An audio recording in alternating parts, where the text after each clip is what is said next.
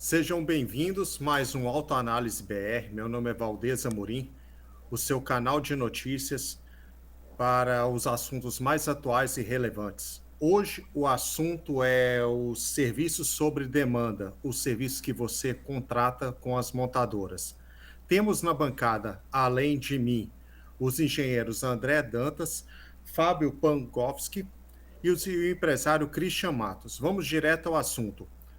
Fábio, o que você tem a dizer sobre esses serviços sob demanda? Eu acho na grande maioria dos casos, vamos usar o exemplo da BMW aí, que nessas últimas semanas foi destaque, né, na imprensa internacional e até na imprensa nacional, alguns sites divulgaram isso. Então, tem alguns BMWs em alguns mercados que o carro vem com aquecimento no banco instalado, mas ele não funciona. Você tem que entrar lá na BMW, fazer uma assinatura e você paga por mês. Então, assim, isso para mim é mais ou menos como eu comprar um fogão de 6 bocas e a fábrica diz, não, você só pode usar 4. As outras 2 bocas, para você usar, você tem que pagar US$ 10 por mês. Isso é uma palhaçada. Completamente diferente da empresa me oferecer alguma novidade. Então, tem um BMW ou qualquer outro carro e a montadora fez um software novo para alguma coisa funcionar diferente do que funcionava, e ela quer me cobrar por aquilo, como a gente paga pelos aplicativos do celular, muito bacana. Mas não uma assinatura. Especialmente em carros sofisticados. Nós não estamos falando de carros básicos. Estamos falando de carros sofisticados, BMW topo de linha.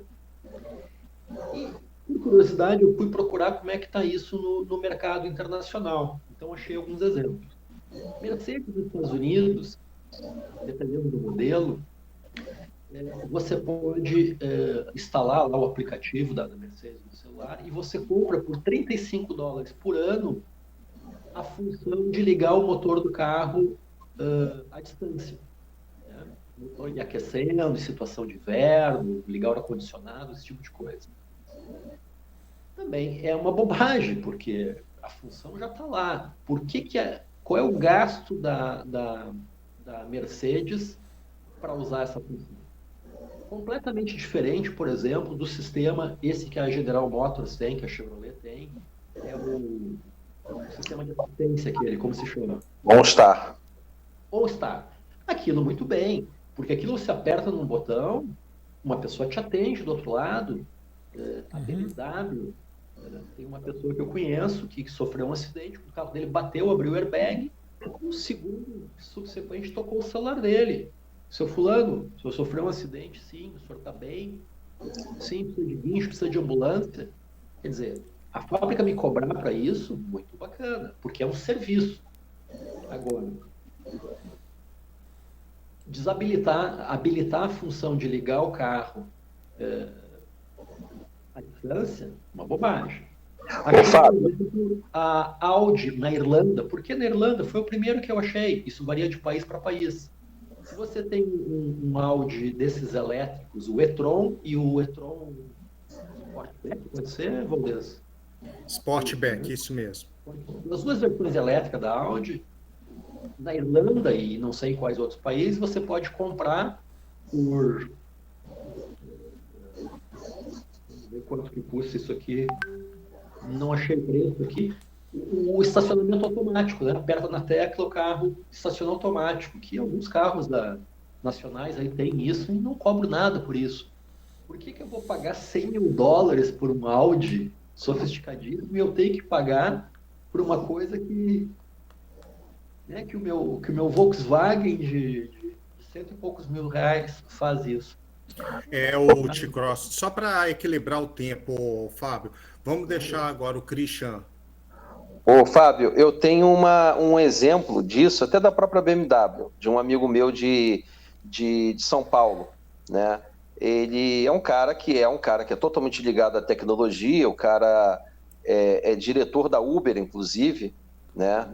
E ele é fã da BMW. Ele teve uma BMW anterior, que ele agora está com uma híbrida, ele falou assim, cara, eu achei fantástico. Ele pegou um bueiro e o pneu dele furou. né? Um pneu run flat, né?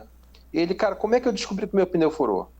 Porque o computador de bordo me avisou que meu pneu furou e ele automaticamente acionou o reboque para levar o carro dele para a concessionária.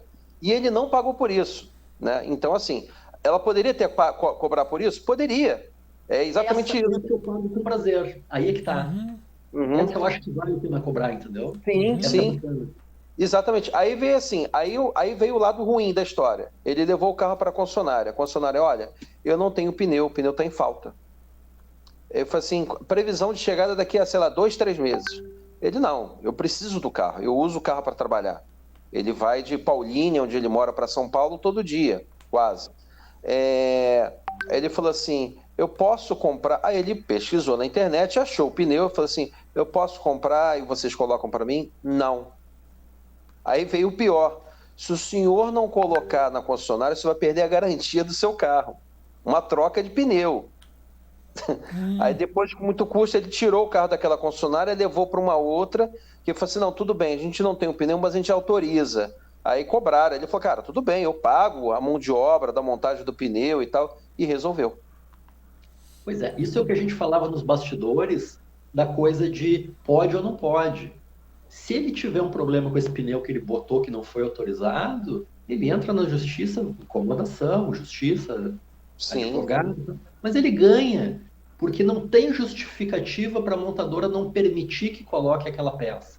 Ele não botou uma peça qualquer, ele botou uma peça... Que é o caso das velas que você estava citando, né? Se é de uma marca, coloca outra e a montadora fala, seu carro falhou por causa disso. Exatamente.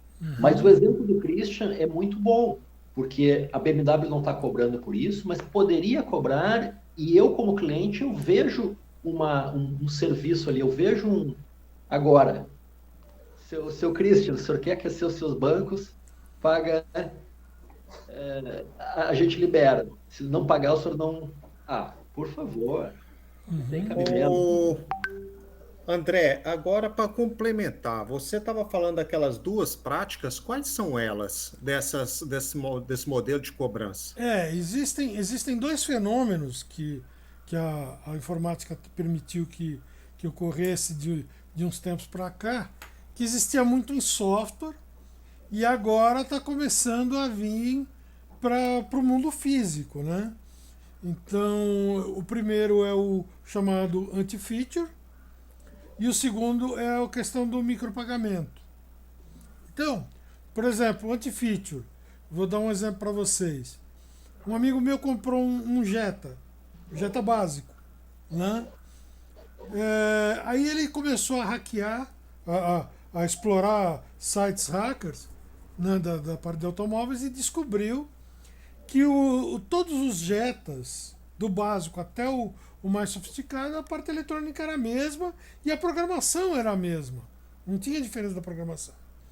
Então, quer dizer, simplesmente a diferença na parte eletrônica, entre o Jetta dele básico e o top de linha, era simplesmente um monte de pequenos ajustes de configuração do software, né?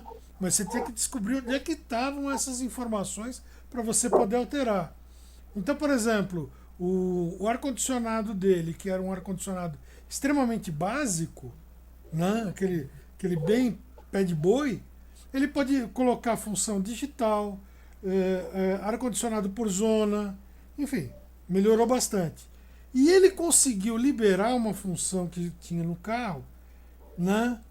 Que a única coisa que ele teve que comprar uma peça, que era o motor elétrico da coluna de direção, e ele habilitou o carro para fazer o estacionamento automático, que era o que o Fábio estava falando da Audi, que você tem que pagar para a Audi para poder liberar a função. No caso do Jetta, era assim, você não paga por isso, mas só está habilitado se você comprar o carro top de linha, né? E isso é um anti-feature.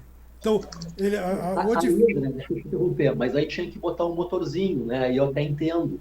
Faltava um motorzinho. Sim. O problema é quando tá tudo lá. Tá o motorzinho, tá o chicote, então, tá tudo lá.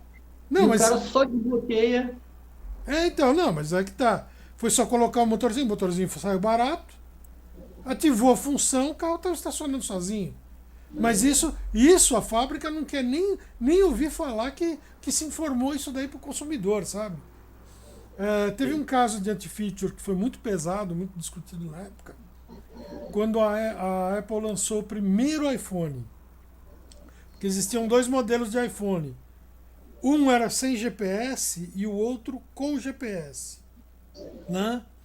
Depois de um tempo, o pessoal descobriu que o iPhone sem GPS tinha todo o hardware de GPS instalado. E aí começa aquela questão. Pô, mas se o chip está aqui, eu paguei por ele. Eu quero que o chip funcione. Se eu já paguei por ele e o chip está aqui, eu quero que ele funcione. Senhora Apple, como é que eu libero isso daqui? E a Apple não quis liberar. Né?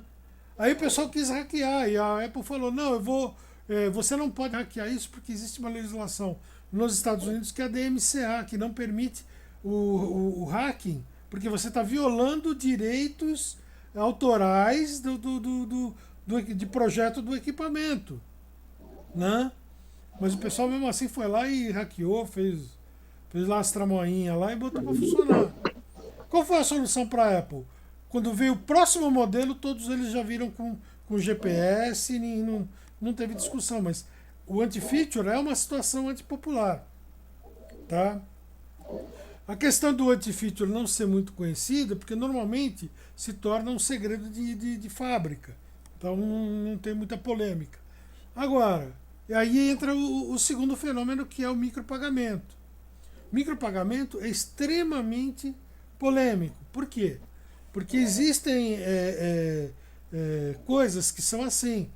Você compra um joguinho de computador, né? Aí você vai lá, você está jogando, você faz a fase inteira, adquire todas as armas e tal, e na hora de você querer mudar de fase, que você tem que matar o inimigo mais forte que tem para conseguir mudar de fase, você não consegue passar, é muito difícil passar. Por mais que você tenha armamento e tudo. Aí chega um molequinho, tira $100 do bolso que o pai deu, foi lá, comprou uma espada, foi lá na lojinha do produtor do jogo, deu $100 e trouxe uma espadinha que ele vai lá dar 2 golpes no inimigo lá e mata ele e muda de fase. Isso daí o pessoal está odiando isso, esse negócio de micropagamento. Né? Porque o certo o que seria? Seria você ter acesso dentro da fase todos os recursos para você conseguir passar de fase. Mas isso a fábrica está fazendo isso para faturar. Ô André, isso que você falou do anti-feature, não é isso? Anti-feature. Isso aí ajuda a entender o porquê que as montadoras cada vez mais elas estão dando prioridade para os carros top de linha. Porque aí eu falo assim, pô, mas tudo bem, o carro é mais caro, mas não tem tanto. A minha ideia era a seguinte, pô, mas você gasta muito mais para fazer um carro top de linha. Isso aí já joga um pouco isso por terra, que ele não se gasta tanto assim. Você só libera, né, algumas coisas. E você que tem tanta experiência de mercado, o que você fala para nós sobre esses pacotes que são vendidos, nem é permitido venda casada? Por exemplo, para você comprar o teto solar, você tem que comprar o banco de couro. Como é visto essa questão no mercado, entre quem compra carro, os consumidores? Olha, o pessoal odeia isso, né? Odeia isso. Na verdade, o que acontece? Cada vez mais isso está deixando de existir, porque logisticamente é muito complicado para a montadora você ter vários opcionais diferentes, várias coisas diferentes, porque assim, quem não conhece o modelo de negócio da montadora acha o seguinte, acha que é muito fácil a montadora produzir um carro vermelho e um preto, e um amarelo e um verde, é só chegar lá e mandar pintar diferente. Não, a coisa muda muito. Por exemplo, existe um custo para você trocar. Cada vez que você troca na linha de produção, e o pessoal acha o seguinte, que existem várias linhas de pintura. Não, você tem uma só. Né? Então, se você faz o carro lá prateado, prata, Ah, agora eu vou fazer o carro branco. Não é simplesmente chegar lá e botar tinta branca e fazer. Você tem que limpar as pistolas, todo o sistema de pintura. E o custo disso, a última vez que eu fiquei sabendo, era em torno de US$ 10.000 cada troca dessa. Então você imagina, US$ 10.000, quantos carros você tem que fazer para compensar aquela troca? Aí por isso muitas vezes o cliente não entende, pô, mas por que que a Cortal não vem? Por que é difícil? Mesma coisa é opcional. Ah, mas é um opcionalzinho só. Tá, mas aquele opcionalzinho só você tem todos os robôs, tem a programação que você tem que mudar. Então, isso era uma prática muito comum da Fiat, que você tinha 100 opcionais diferentes, você tinha 300 opções diferentes do carro. E isso atrasava muito. Hoje em dia, o que eles estão fazendo? Eles estão diminuindo cada vez mais. Se você quer, você não tem mais opcional. Você quer ou você tem, por exemplo, eu vou te dar um exemplo da GM. A GM, ela tem um Onix. Eu tenho um Onix LS, que é o modelo de entrada. Se eu quiser o mais completo, eu tenho o LT. Se eu quiser mais completo ainda, eu tenho o LTZ. E se eu quiser mais ainda, eu tenho o Premiere. E o Premiere eu tenho Premiere 1 e 2. Pronto. Então você não tem tantas opções assim, mas o pessoal reclama demais, demais. Pô, mas eu não posso levar? Não, para você levar o teto solar, você tem que ter o opcional tal. A coisa, às vezes, é tão absurda que eu me lembro que há muito tempo atrás, na época da Fiat, que ela vendia o Palio, aquele modelo, o Palio Fire, se o cliente quisesse, se ele quisesse comprar um carro completo, com limpadores e bacia traseiro, ele não podia. O sistema deles não permitia que você, se você fosse incluir o limpador de bacia traseiro, você não conseguia incluir o ar-condicionado, por exemplo. Era incompatível, era uma coisa completamente louca e ninguém conseguia explicar.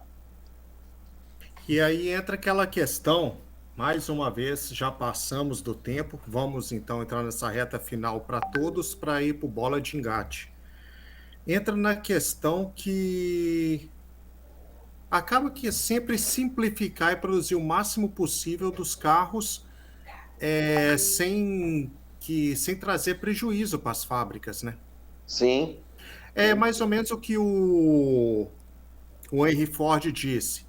Você pode escolher qualquer cor, desde que seja preto. Exatamente, era isso que eu ia falar.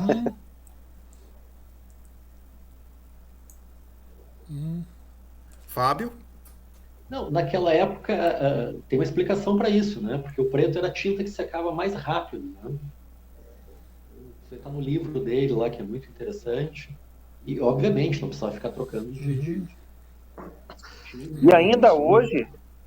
E ainda hoje é a cor mais barata para a montadora. É a cor que não é cobrada, é o preto. Sim. Branco, né? Não, preto. Algumas montadoras usam branco, mas a grande maioria usa o preto como cor básica, sem cobrança. André? O que eu ia colocar é que é o seguinte: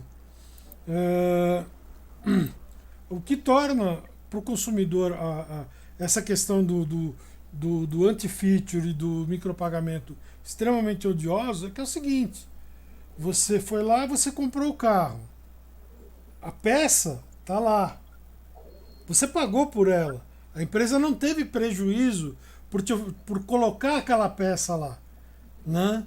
Só que ela te nega o uso disso daí mediante você ter que pagar para poder usar. Então a pessoa se sente usada por isso, né? É uma prática extremamente odiosa. E, por exemplo, nós demos o exemplo da BMW com assento aquecido, mas nós estamos tendo a mesma história com os tratores da John Deere, que você não consegue fazer manutenção do trator e não consegue instalar novas funcionalidades, né? O trator foi feito para depender de um técnico da John Deere ir lá e liberar a função para você. Simplesmente ele vai lá e ativa uma funçãozinha no trator. A função já está toda dentro do trator, né? Se você quiser trocar um tipo diferente de arado, ou de uma colheitadeira, ou de uma semeadeira, né? Você tem que mexer no software, tem que liberar isso daí. E você não pode. E o pessoal nos Estados Unidos está usando software, acho que ucraniano, que hackeou. Ucraniano e polonês. e polonês que hackearam o trator para poder entrar lá no software e liberar uma coisa que deveria ser direito do dono. Ah, vai fazer uma manutenção no trator. Tem que mandar na John Deere, porque senão depende do software para fazer esse tipo de coisa. Então esse tipo de coisa é extremamente odioso. O consumidor não gosta desse tipo de coisa. Se sente muito enganado. Aproveita, enxerga a fábrica como uma aproveitadora. Realmente é o que nós comentamos muito, que tem essa visão que o consumidor fica. E são situações como essa que nos levam ao Bola de Engate, que é a hora do programa, que nós mostramos situações que as pessoas devem evitar e, como diz o Homero, que ninguém ache bonito estar nessa parte do programa, que são situações cômicas, bizarras e muitas vezes até perigosas. Então, operador, toca o play aí.